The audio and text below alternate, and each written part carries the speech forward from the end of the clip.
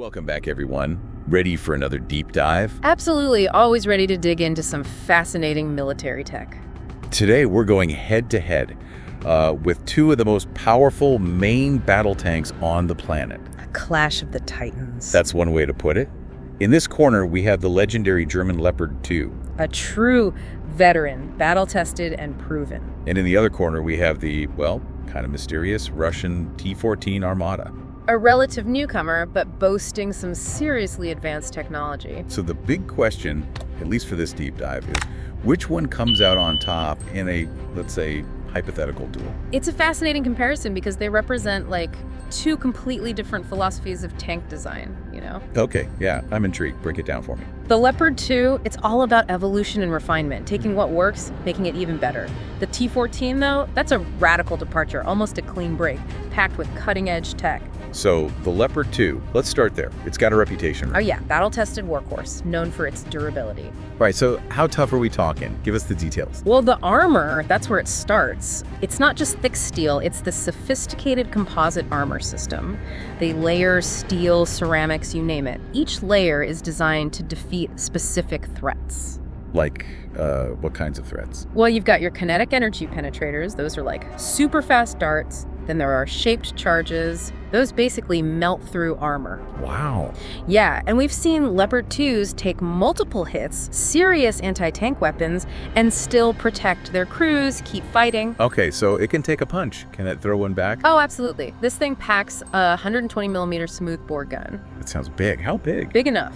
Fires a variety of rounds with pinpoint accuracy. And get this, the gun is stabilized. Meaning? It can fire on the move and still hit its target. No way! Yeah, and then you add in the advanced fire control system, the optics, computerized targeting. It's incredibly precise, like a surgeon with a scalpel. Oh, a very destructive surgeon. Okay, let's switch gears to the T-14 Armata. This one's shrouded in a bit more mystery, right? What makes it so special? For starters, the unmanned turret.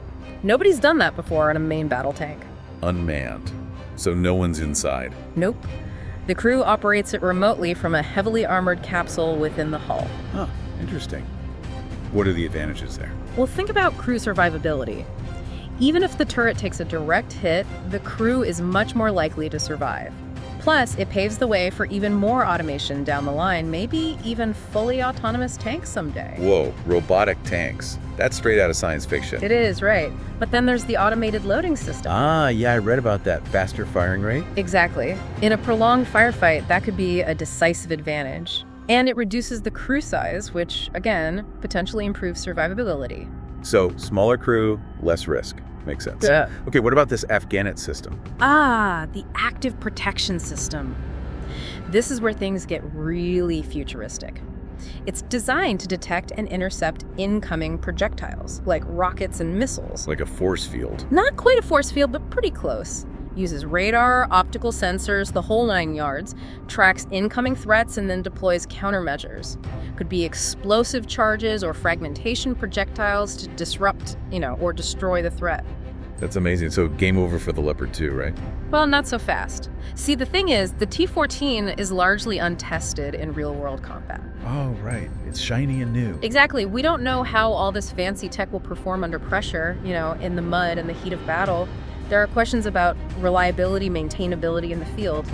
Yeah, that makes sense. Yeah. Tank's got to be able to take a beating and keep running. Absolutely. And all this automation, while impressive, it makes the T-14 potentially vulnerable to electronic warfare. You mean like jamming?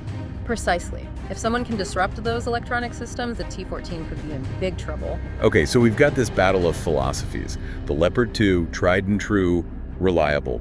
The T-14, a technological marvel, but untested. Yeah, it's a classic dilemma. Do you go with the proven veteran or gamble on the new kid with all the fancy gadgets? So if we were to put these two in a head-to-head, like a simulated battle, who do you think would win? Based on what we know, I'd have to give the edge to the Leopard 2. Its battle-tested design, the robust systems, the ease of operation, especially in those high-stress combat situations, it makes it a formidable opponent.